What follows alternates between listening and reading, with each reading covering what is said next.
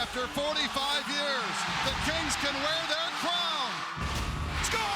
The Los Angeles Kings are indeed the kings of the National Hockey League. Stanley Cup Moments, presented by McDonald's.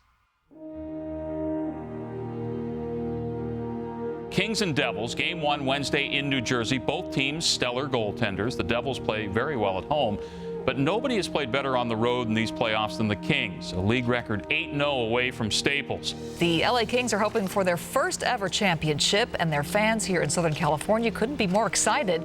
The franchise that was born in 1967 is now just 4 wins away from the first ever Stanley Cup title. We know we're a good team at this point. We also know Jersey's a good team.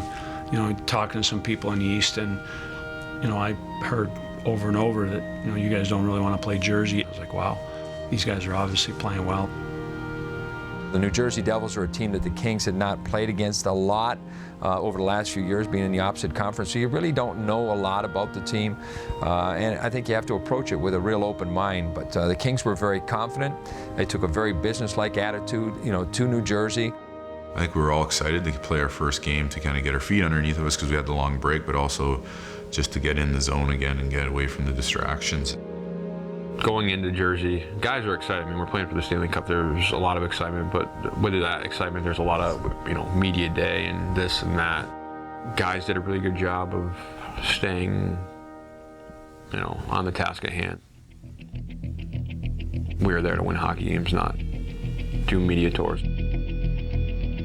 Nobody wants to get there and lose. Nobody wants to say, all right, I played in the finals. And guys on our team have done that before. I did that. And there's no consolation. There's nothing you can say over the summer. There's nothing you can say over the rest of your career. People ask you, oh yeah, were you on that Edmonton team for the Cup run? Yeah, I was. And that's the end of the conversation.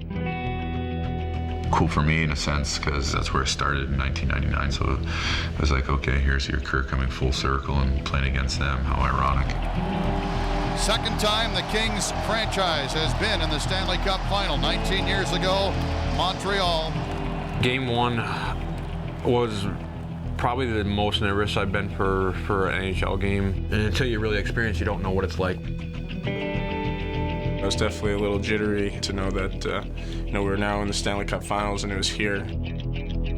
I thought each guy prepared themselves the way they needed to, and we were ready for it. And again, as it was in every series, you look at its goaltending. It's quick against Brodeur. How is this going to turn out? Obviously, they got the guy in goal that's been a legend. We knew we had our work cut out for us, but I think we also knew we're the better team.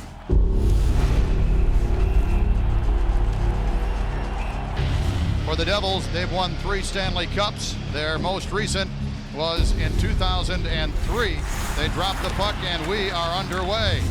You know, we got off to a good start. Nolan mashes into Green. Nolan got a quick trigger pull. Our fourth line finds a goal for us. That kind of pepped the energy on the bench, and guys started to settle into their games after that. It was a tight game. The goaltenders on both sides played well. They were like standing on their heads. It was truly incredible. You know, here was the older Marty Brodeur against this young Jonathan Quick, who'd been dominating the playoffs, and it was truly a lot of fun to see. Shot taken, save is made by Quick. No surprise to see the physical part of the game pick up here in a second. You heard all about their forecheck and how good they were grinding teams, and then we saw it firsthand. I mean, we had a couple shifts there where we were having it pretty good. Left wing boards now. Shot Volchenkov. Score on the rebound. And we are going to overtime here in Game 1 of the Stanley Cup Final. Here we are in overtime. Chance to go up 1-0. Biggest thing that I remember about his ice was bad, and it was guys were running out of gas and it was getting late. First OT, we were advancing the puck up the ice. From our zone, it was to my left, and I was standing in the middle, and I saw a puck getting chipped out of our zone, and Justin got it. Justin William, when he got the puck, made one of those plays that you can't teach. You have to be a special player to make that pass. We had the ace up our sleeve, Anze Kopitar. I was just hoping it wasn't going to bounce over his stick because, you know, the ice wasn't very good. And he's got a clear lane to go right in on Brodeur.